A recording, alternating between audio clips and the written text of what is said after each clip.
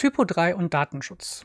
Die Frage kommt öfters oder wird auch öfters vergessen, und zwar, was passiert mit Adressen oder Frontend-Benutzern, wenn die in Typo 3 im Backend gelöscht worden sind. Und genau das möchte ich heute in diesem Video erzählen.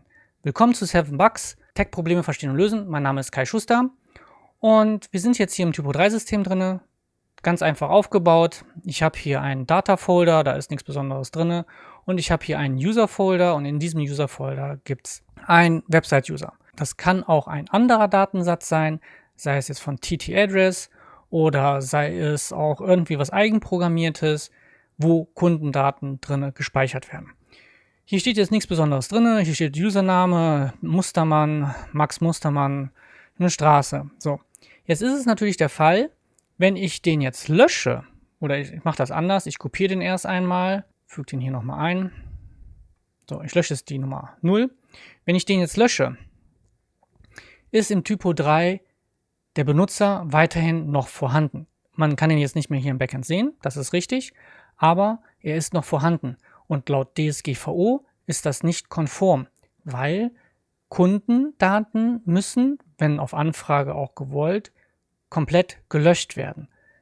Einmal in der Datenbank, aber auch teilweise in den Backup-Systemen. Und hier ist natürlich dann die Krux. In Typo 3 sind die weiter vorhanden. Und das kann man zum Beispiel sehen, wenn ich hier auf einen Recycler gehe. In dem Recycler sehe ich, okay, hier ist der Max Mustermann noch drin. Und somit auch weiterhin alle seine Daten sind noch vorhanden. Ich kann ihn jetzt auch wieder herstellen.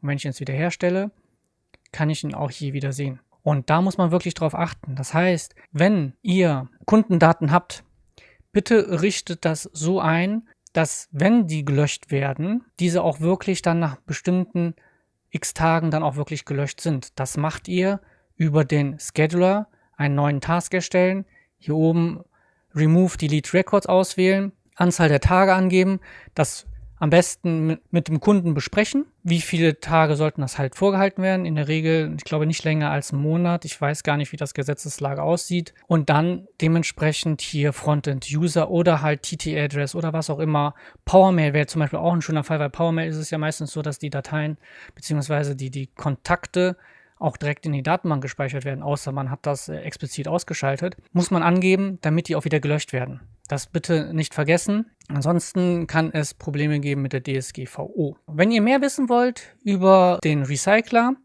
wie ihr den in Typo 3 richtig verwendet oder halt auch für FileList, schaut gerne in der Videobeschreibung nach. Ich habe auch nochmal hier oben ein Video verlinkt. Ansonsten lasst gerne einen Kommentar da und sagt mir auch mal gerne, wie ihr das gelöst habt, wenn ihr das irgendwie schon mal gelöst habt, dass automatisch Kundendaten in Typo 3 gelöscht werden. Und dann sage ich mal, bis zum nächsten Mal zu 7 Bugs. Ciao, ciao!